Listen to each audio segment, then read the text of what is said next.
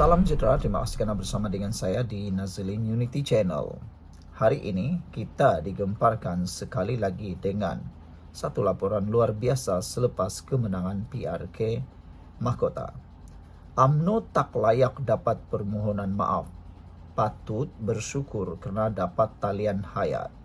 Itu kata Tajudin, yang mana beliau mengulas kenyataan Nur Jazlan, membuktikan bahawa tabiat lama sukar dihentikan dan UMNO masih dalam hayalan bahawa ia adalah abang besar.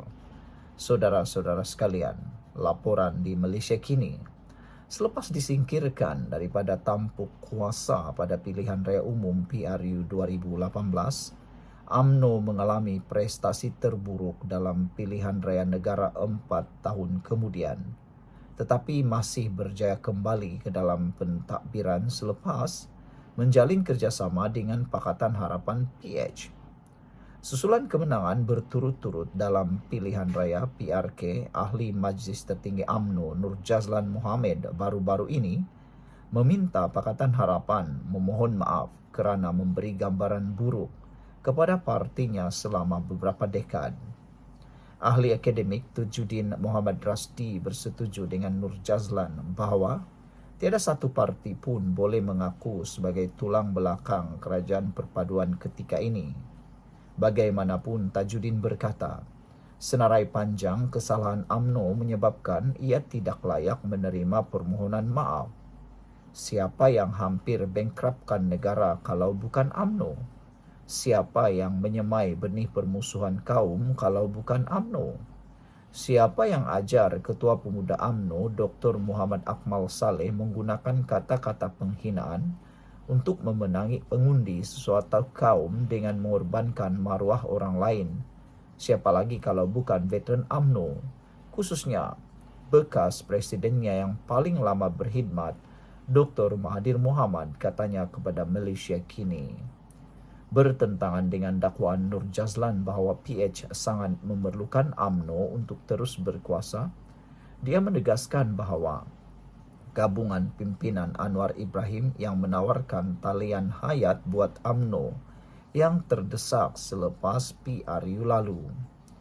Profesor Seni Bina yang mendiagnosis Nur Jazlan menghidap penyakit akmal dalam menuntut mohon maaf, menegurnya kerana tidak menggunakan talian hayat kedua ini untuk membetulkan kesalahan UMNO yang lalu. Daripada menggunakan kemenangan PRK untuk merapatkan hubungan antara bekas lawan bagi membuka lembaran baru ke arah Malaysia yang lebih baik, Nur Jazlan pula memilih untuk membuka luka lama. Tajudin menarik perhatian bahawa jika UMNO memilih untuk kekal bersama Perikatan Nasional PN, peranannya sebagai parti mewakili orang Melayu akan berkurang memandangkan PAS dan Bersatu juga membawa imej itu. Dalam kerajaan sekarang, saya ingin berfikir bahawa walaupun PH mempunyai bahagian terbesar ahli parlimen, UMNO berdiri sama tinggi dengan yang lain sebagai rakan kongsi yang sama, katanya. Bagaimanapun, Tajudin berkata kenyataan Nur Jazlan membuktikan bahawa tabiat lama sukar dihentikan dan UMNO masih bekerja di bawah hayalan bahawa ia abang besar yang mesti dihormati. Ini mungkin kedengaran agak klise, tetapi memandangkan pemimpin UMNO seperti masih tak tahu, terpaksa diulang. Penghormatan diraih oleh yang berhak, bukan dituntut. Nur Jazlan bersifat kebudak-budakan apabila menuntut permohonan maaf, katanya sambil menyifatkan ia sebagai kacang lupakan kulit atau tidak bersyukur. Semasa Perhimpunan Agung UMNO pada Ogos, pemimpin seperti Akmal menjelaskan bahawa parti itu tidak akan berpuas hati dengan menjadi rakan kongsi dalam gabungan pemerintah. Dalam ucapannya, ahli politik yang terkenal dengan kenyataan kontroversinya itu menegaskan UMNO mesti menjadi kuasa dominan semula. Nur Jazlan sebaliknya mengingatkan bahawa keangkuhan boleh merungkai kerjasama antara parti-parti yang penting bagi kerajaan perpaduan dalam menghadapi PRU yang akan datang. Dia berkata PH tidak boleh lagi berpegang kepada sentimen lama bahawa UMNO korup. Ada beberapa komen daripada netizen berkait isu ini. Apa pula komen anda? Kotaro Minami kata, usah dipedulikan Nur Jazlan yang angkuh sombong itu. Jenis tak erti budi sampah politik, kata Kotaro Minami. Ping Merlin kata, siapa yang hampir bengkapkan negeri kalau bukan UMNO? Siapa yang menyemai benih permusuhan kalau bukan UMNO? Amat setuju dengan kenyataan di atas, kata Ping Merlin. Semua isu negara bermula dari UMNO. Model kerajaan perpaduan adalah model terbaik untuk generasi muda yang akan memimpin negara. Politik perkauman wujud dihentikan, diperguna oleh pemimpin politik untuk menipu rakyat. Mr. Sakau pula menulis, mungkin ada saki-baki pengkhianat atau ejen-ejen dalam UMNO. Madani perlu ambil tahu, kena pasang radar, kata Mr. Sakau. Purple Mouse kata, UMNO bukan saja korup tapi penuh dengan kurap-kurap. Baru menang PRK beberapa Dewan Undangan Negeri dah mula sombong.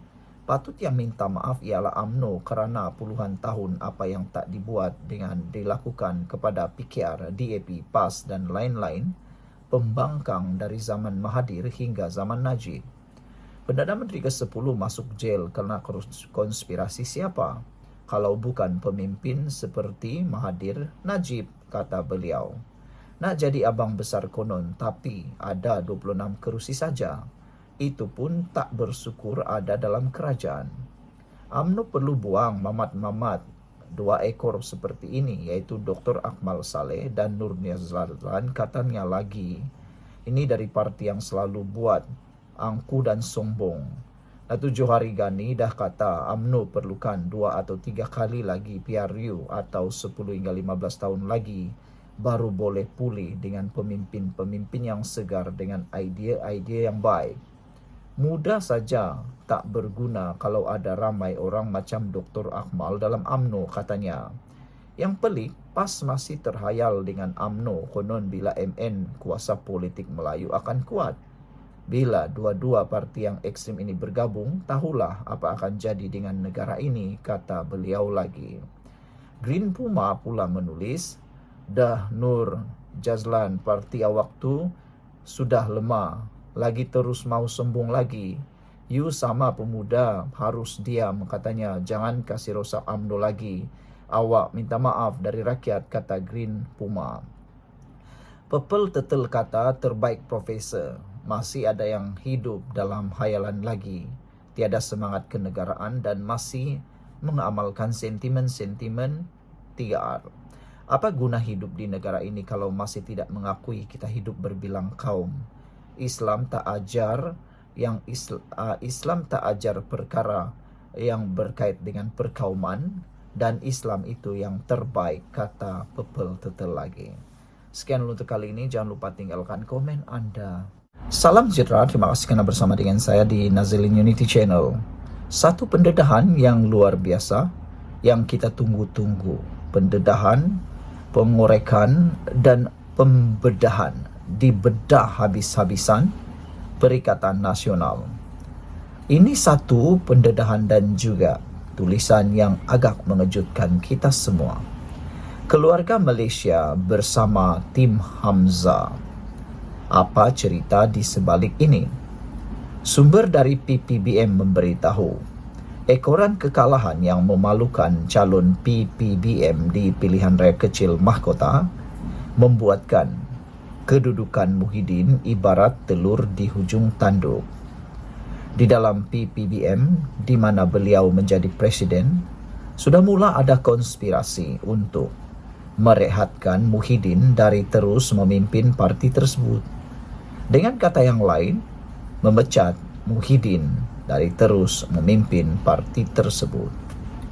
Setiausaha Agung PPBM Hamzah Zainuddin sudah mengesahkan untuk bertanding jawatan timbalan presiden PPBM dalam pemilihan parti yang akan datang. Manakala untuk menyelamatkan beliau sebagai presiden parti, Muhyiddin pula dikatakan sudah mengarahkan Azmin Ali untuk mencabar Hamzah Zainuddin. Antara beberapa pemimpin Parti Pribumi Bersatu Malaysia PPBM yang berada dalam kem Muhyiddin dan Azmin Ali adalah Ahmad Faizal Azumu Peja dan Razi Jidin. Peja sudah pasti mahu menggagalkan usaha Hamzah kerana disebabkan desakan Hamzah telah menyebabkan beliau dikambing hitamkan. Tetapi Hamzah tidak bersendirian dalam menghadapi cabaran dari kem Muhyiddin dan kem Azmin Ali. Beliau dikatakan mendapat sokongan padu dari beberapa pemimpin dari keluarga Malaysia. Mungkin ada yang menganggap teori ini tidak relevan kerana keluarga Malaysia berada di luar PPBM. Jangan lupa, keluarga Malaysia mendapat sokongan yang kuat dari mantan Perdana Menteri Dr. Mahathir Mohamad. Kecuali Khairi Jamaluddin KJ, Dr. Mahathir tidak ada masalah dengan pemimpin lain dari keluarga Malaysia. Berbanding dengan Muhyiddin dan Azmin Ali, masih ada unfinished business antara mereka bertiga. Pengaruh Dr. Mahathir di dalam PPBM tidak boleh dipandang ringan. Lebih menarik lagi, anak dara pingitan yang menjadi rebutan antara kedua-dua kem tersebut adalah Ronald Kiandi. Kedua-dua kem dikatakan sedang berusaha bersungguh-sungguh untuk memikat Ronald Kiandi. Apa agenda Dr. Mahathir dalam perebutan dalaman PPBM itu? Tidak sukar untuk kita jangkakan agenda Dr. Mahathir adalah untuk menumbangkan kerajaan sekarang. Satu-satunya cara untuk Dr. Mahathir melepaskan diri beliau dan anak-anak beliau dari kes mahkamah adalah dengan menjatuhkan kerajaan. Hasrat Dr. Mahathir disuarakan dengan jelas melalui Ketua Penerangan PPBM Razali Idris. Razali Idris mencabar Anwar untuk membubarkan parlimen bagi memberi laluan kepada pilihan raya umum ke-16. Apa yang membuatkan Dr. Mahathir yakin sekiranya pilihan raya umum diadakan, kerajaan sekarang akan tumbang? Jawapannya ada pada kenyataan yang dibuat oleh ahli parlimen Parit Buntar daripada PAS, Muhammad Misbahul Munir bin Masduki. Secara terbuka beliau mengatakan PAS sedia menolak PPBM untuk bekerja sama dengan UMNO. Tetapi sekiranya Hamzah berjaya menjadi presiden PPBM dan UMNO serta PAS bekerja sama, maka strategi Dr. Mahathir akan berjaya.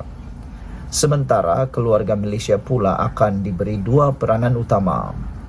Kumpulan pertama akan cuba menguasai PPBM yang dipimpin oleh Hamzah. Dan kumpulan kedua pula akan cuba menjatuhkan Datuk Seri Zahid Hamidi untuk menguasai UMNO.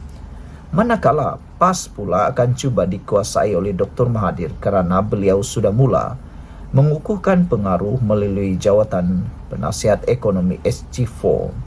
Sebab itulah Dr. Mahathir berani berkata, walaupun ada majoriti 2/3, Anwar boleh jatuh bila-bila masa. Jadi, kepada pihak yang berkenan, berhati-hati di jalan raya. Legend sudah berbunyi, keluarga Malaysia mula mengatur strategi. Keluarga Malaysia bersama tim Hamzah. Sekian dulu untuk kali ini. Jangan lupa tinggalkan komen anda.